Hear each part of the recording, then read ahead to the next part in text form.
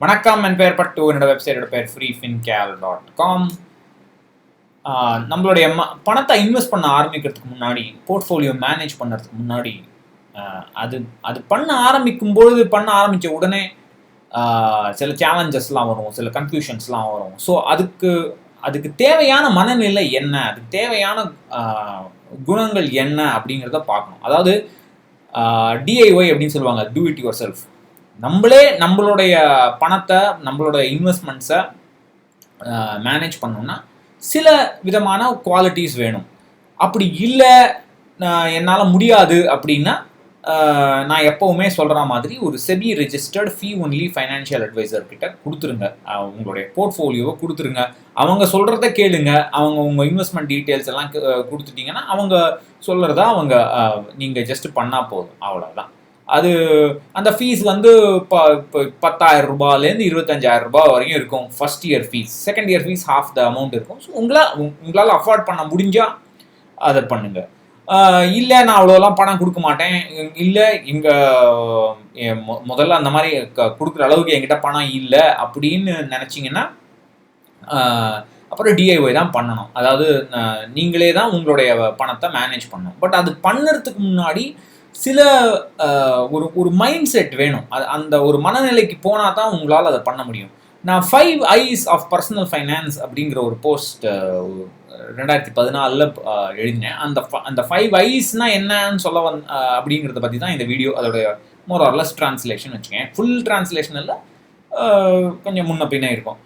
So இந்த ஒரு தெளிவு வந்தால்தான் நம்ம வந்து ஆக்டிவ் மியூச்சுவல் ஃபண்டா, பாசிவ் மியூச்சுவல் ஃபண்டை எப்படி அனலைஸ் பண்ணுறது அப்படிங்கிற வீடியோஸ்லாம் பார்க்கலாம். பட் அதுக்கு முன்னாடி எனக்கு இதை சொன்னால் தான் அதை பண்ண முடியும், அது ஒரு லாஜிக்கலாக அதை பற்றி பேச முடியும் அப்படின்னு ஒரு எண்ணம். அதனால் இதை பண்ணுறேன். முதல் குவாலிட்டி வந்து ஒரு இண்டிவிஜுவாலிட்டி, அதாவது ஒரு தனித்தன்மை வேணும் நமக்கு. நான் இப்படி தான் பண்ண போகிறேன், என்னுடைய போர்ட்ஃபோலியோ இப்படி தான் மேனேஜ் பண்ண போகிறேன், எந்த வழி இருந்தாலும் பரவாயில்ல, இவங்க என்ன சொன்னாலும் பரவாயில்ல, அவங்க என்ன சொன்னாலும் பரவாயில்ல, நான் இதுதான் என் பாதையில் நான் போவேன். அது என்ன பாதைன்னு நான் முதல்ல பிளான் பண்ணும், பட் இந்த பாதையில் நான் போவேன் அப்படிங்கிற ஒரு தனித்தன்மை வேணும். ரெண்டாவது இன்ட்ரோஸ்பெக்ஷன், அதாவது உள்நோக்க சிந்தனை. எனக்கு என்ன தேவை, என் வாழ்க்கைக்கு என்ன தேவை, மற்றவங்க என்ன பண்ணுறாங்கன்னு பார்க்கக்கூடாது. அவங்க ஆர்பிஐ பாண்டில் இன்வெஸ்ட் பண்ணுறான், சாவரின் கோல்ட் பாண்டில் இன்வெஸ்ட் பண்ணுறான், பிட்காயினில் போடுறான், பியர் டு பியரில் போடுறான், அங்கே போய் நிலம் வாங்குறான். இதெல்லாம் என் வாழ்க்கைக்கு தேவையா? எனக்கு என்ன தேவையோ அதை மட்டுமே நான் செய்வேன். எனக்கு என்ன தேவை, இதுதான் என் குடும்பத்துக்கு தேவை, இதுதான் என் வாழ்க்கைக்கு தேவை. நான் இங்கே இருக்கேன், நான் முன்னாடியே சொல்லியிருக்க மாதிரி, தமிழ் ஆக்டர் விஜய் ஆண்டனி சொன்ன மாதிரி, நான் இங்கே இருக்கேன், அங்கே போகணும், இங்கேருந்து அங்கே போகிறதுக்கு என்ன பண்ணணுமோ அதை பண்ண போகிறேன், அவ்வளோதான். அந்த ஒரு தெளிவு, அந்த ஒரு உள்நோக்க சிந்தனை இருந்தால்தான் பணத்தையே மேனேஜ் பண்ண முடியும். உள்நோக்க சிந்தனை வந்து எவ்வளவுக்கு எவ்வளோ உங்களால் டீப்பாக யோசிக்க முடியுதோ அவ்வளோவுக்கு எவ்வளோ உங்களுக்கு கிளாரிட்டி வரும். எனக்கு இதுதான், நான் என்னுடைய தேவை இதுதான், இந்த தேவைக்கு இது போதும், வேற எதுவும் நான் செய்ய வேண்டாம் அப்படிங்கிற ஒரு மெச்சூரிட்டியும் உங்களுக்கு அதோட வரணும். ஸோ தெளிவு, இன்ட்ரோஸ்பெக்ஷன், இண்டிவிஜுவாலிட்டி. ஸோ ஒன்ஸ் அந்த மனநிலைக்கு போனீங்கன்னா ஒரு இனர்ஷியா வேணும். இனர்ஷியாங்கிறதுக்கு தமிழில் வந்து சரியான டிரான்ஸ்லேஷன் எனக்கு தெரியல. கூகுளில் போட்டால் மந்த நிலைங்கிறது ஒரு நெகட்டிவ் கனோட்டேஷன், அது ஒரு நெகட்டிவான வார்த்தை. இனர்ஷியாங்கிறது என்னென்னா, நான் எதுக்கு சொன்ன மாதிரி தானேங்க, நான் இதே மாதிரி ஆக்டிவ் ஃபண்ட்ஸ்லேயே வளர்ந்துட்டேன், இது எதுக்கு நான் தேவையில்லாமல் பாசிவ் இப்போ மாற்றணும்? இப்போ மாற்றினேன்னா அதுக்கு ஒரு எக்ஸ்பென்ஸ், டேக்ஸ் பே பண்ணணும். எல்லாரும் பண்ணுறாங்கன்றது நான் எதுக்கு பண்ணணும்? எனக்கு இது என் வழி, அந்த ஒரு அதுதான் நான் இனர்ஷியான்னு சொல்ல வருது. அது மந்த நிலைங்கிறது கரெக்டான வார்த்தை இல்லைன்னு நினைக்கிறேன் நான். ஸோ ரெண்டாவது, நிறைய பேர் வந்து பிளான்லாம் போடுறாங்க, இதை பண்ணலாம், அதை பண்ணலாம், பிளான் பண்ணலாம். நான் எனக்கு தெரிஞ்சு ஒருத்தர் வந்து டேர்ம் இன்சூரன்ஸ் நான் வாங்கணும்னு ஆசைப்பட்றேன் அப்படிம்பாரு. 3 மாதம் கழிச்சு அதே ஆள் திருப்பி டேர்ம் இன்சூரன்ஸ் வாங்கணும்னு ஆசைப்படுறேன். இந்த மாதிரி இந்த பர்சனல் ஃபைனான்ஸ் ஃபோரம்ஸ்லாம் பார்த்தீங்கன்னா செம காமெடி நடக்கும். அது நம்மளுடைய சிந்தனையை ஆக்ஷனாக மாற்றணும். அந்த குவிக்கான டிசிஷன் எடுத்து கரெக்டான அந்த ஒரு இன்க்ளினேஷன் இருக்கணும். அந்த நம்மளுடைய எண்ணங்களை ஆக்ஷனாக மாற்றுறதுக்கு ஒரு இன்க்ளினேஷன் இருக்கணும். இது இல்லைன்னா முடியாது. ஃபைனலாக வந்து இன்ஃபர்மேஷன், அதாவது தகவல் தவிர் அப்படின்னு ஒரு ஒரு ஒரு எங்கேயா டிஷர்ட்டில் அடிச்சிக்கலாம் போல இருக்கு. தகவலே வேணாங்க.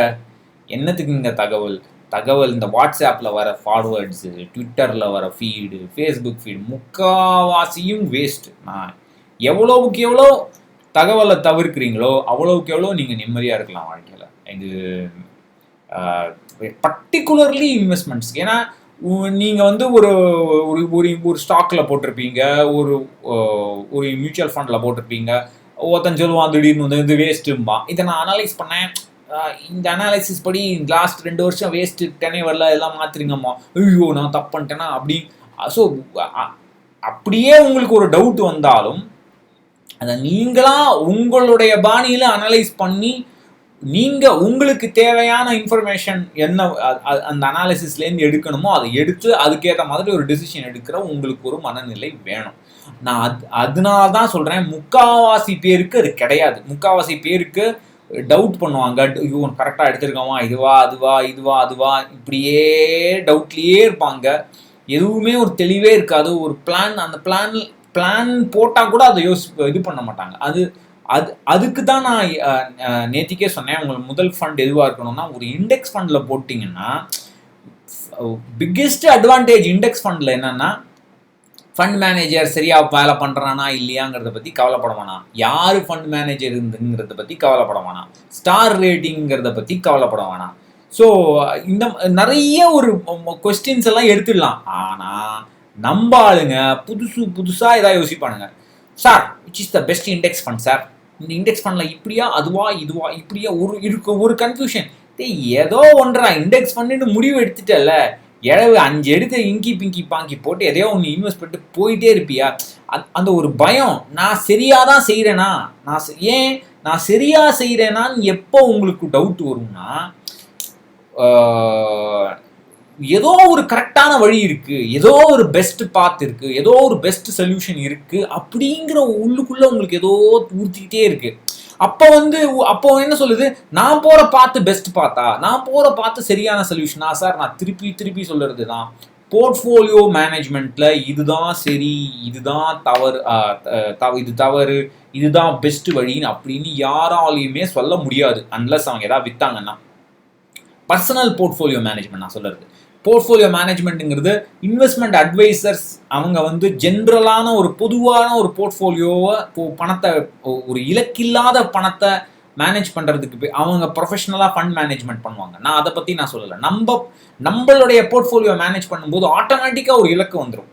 எனக்கு இந்த டைமில் பணம் தேவை, எனக்கு இவ்வளோ ரிஸ்க் எடுக்க முடியாது, அந்த மாதிரியான பர்சனல் கன்சிடரேஷன்ஸ் வரும்பொழுது அதுக்கு வந்து நான் எழுதி தரேன் பெஸ்ட் பார்த்தே கிடையாதுங்க. இங்கிருந்து அங்கே இப்படி போகலாம், அப்படி போகலாம், எப்படி வேணால் போகலாம்.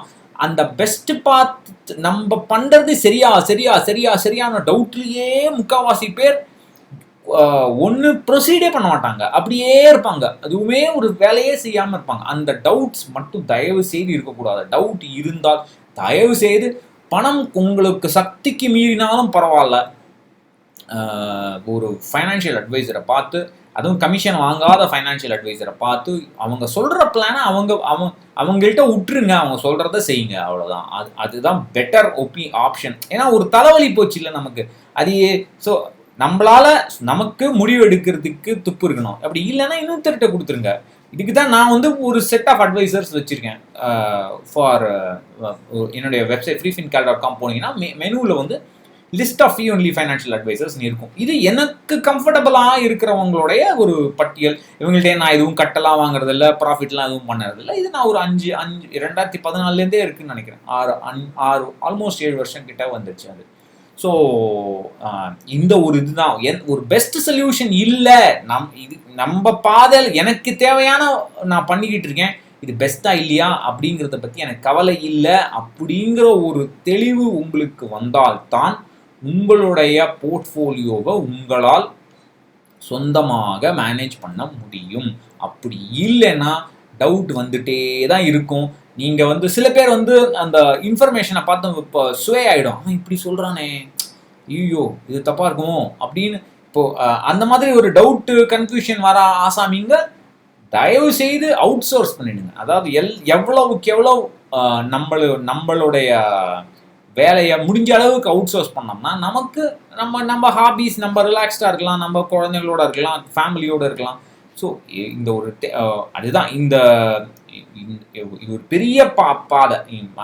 உங்களுடைய சொந்த போர்ட்ஃபோலியோ மேனேஜ் பண்ணுறதுங்கிறது அவ்வளோ ஈஸி கிடையாது. அதாவது மெத்தட், தியரட்டிக்கலான மெத்தட் எல்லாமே ஈஸியாக புரிஞ்சிடும். பட் ஆனால் ப்ராக்டிக்கலாக நம்ம அந்த பாதையில் நடந்து போகும்போது நிறைய ப்ராப்ளம்ஸ் வரும், நிறைய கன்ஃபியூஷன்ஸ் வரும்.